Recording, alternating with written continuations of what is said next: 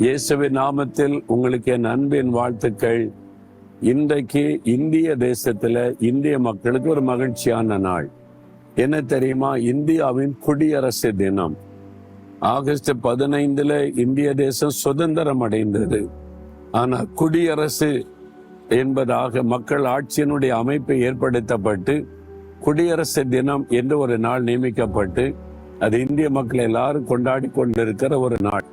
தேசத்துல மக்கள் ஆட்சி, மக்களே ராஜாக்கள் என்பதை சொல்லுவாங்கல்ல, அந்த மாதிரி மக்களுடைய உரிமைகள் அதெல்லாம் சொல்லப்பட்டு இது குடியரசு நியமிக்கப்பட்ட ஒரு நாள். இந்த நாள் ஆண்டவர் என்ன வார்த்தை வைத்திருக்கிறார் அப்படின்னா, யோவேல் 2:21 தேசமே பயப்படாதே, மகிழ்ந்து களிகூறு, கர்த்தர் பெரிய காரியம் செய்வார். ஒவ்வொரு நாட்டுக்கும் ஒரு சோதனை தினம் இருக்கும். எல்லா நாட்டுக்குமே, பெரும்பாலும் உலகத்துல எல்லா நாடுமே ஒரு காலத்துல அடிமைப்பட்டு விடுதலை பெற்று சுதந்திர தினம். இந்தியாவில தான் குடியரசு தினம்னு ஒரு நாள். அப்போ மக்களுக்கு முழு உரிமை அளிக்கப்பட்டு மகிழ்ச்சியாய் வாழக்கூடிய சூழ்நிலை. ஆனா இன்னைக்கு தேசத்துல என்ன காணப்படுகிறது? பயம், சூழ்நிலை கண்டு பயம், பொருளாதாரத்தில் காரியங்கள் பயத்தை உண்டாக்குறது. விடுதலையோட வாழ முடியுமா? நிரந்தர வேலை இருக்குமா? பிசினஸ் எல்லாம் செய்ய முடியுமா? நடக்கிற காரியத்தை பார்த்தா நம்ம ஒரு மகிழ்ச்சியா சந்தோஷமா வாழ்ந்திருக்க முடியுமா என்று கேள்வி எழுப்புகிற பயப்படுகிற சூழ்நிலை தான் எல்லா தேசத்திலுமே காணப்படுகிறது.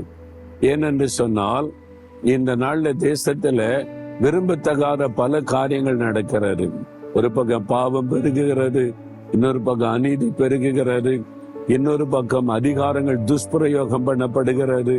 அதனால மக்களுக்குள்ள ஒரு பயந்து நமக்கு என்ன நீ ஒதுங்கி வாழுகிற ஒரு நிலைமைதான்.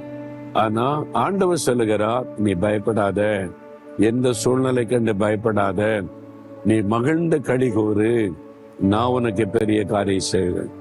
தேசத்துல உலகத்துல என்ன நடந்தாலும் கர்த்தர் உங்களுக்கு வாக்கு கொடுக்கிறார். எதை கண்டு நீ பயப்படாத, நான் உனக்கு பெரிய காரியம் செய்வேன். எல்லாருக்கும் வேலை போனாலும் நான் உனக்கு நிரந்தர வேலை தருவேன். எல்லாருடைய தொழில பாதிக்கப்பட்டாலும் உன் தொழிலை நான் ஆசீர்வதிப்பேன். எல்லாரும் வாழ்க்கையில தோல்விகளை சரிவுகளை சந்தித்தாலும் நான் உன்னை தாங்கி நடத்துவேன். அதனால நீ பயப்படாதன்னு சொல்லுகிறார். நீங்க அரசாங்கத்தை சார்ந்தோ மனிதர்களை சார்ந்தோ வாழாதபடி கர்த்தரை சார்ந்து வாழ பழகிட்டீங்கன்னா எந்த தேசத்திலையும் நீங்க மகிழ்ச்சியாய் வாழ முடியும்.